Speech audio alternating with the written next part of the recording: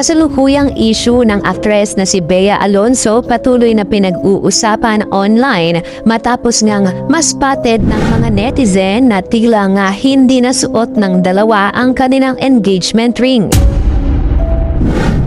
Para sa kabuuang balita, tara't alamin na nga natin ang buong detalye.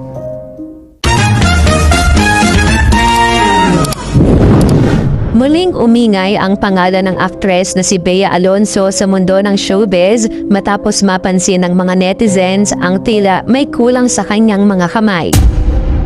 Sa kanyang pinakabagong Instagram post kung saan ibinahagi niya ang ilang larawan mula sa kanyang bakasyon sa Europe, agad na naging tampulan ng usap-usapan ang kawalan ng suot ng engagement ring ng aktres.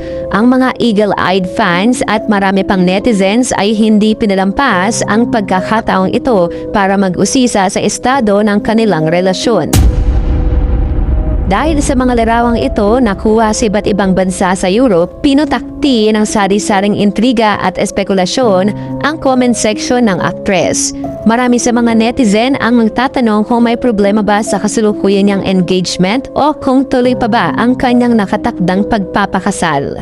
Ang simpleng hindi pagsusuot ng singsing ay mabilis na naging mitya ng mga bali-balita tungkol sa posibleng lamat o pagkakansela sa kanyang personal na buhay pag-ibig.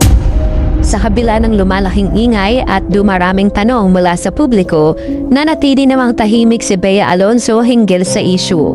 Wala pang inilalabas na opisyal na pahayag o paglilinaw ang kampo ng aktres upang sagutin ang mga hinala ng netizens.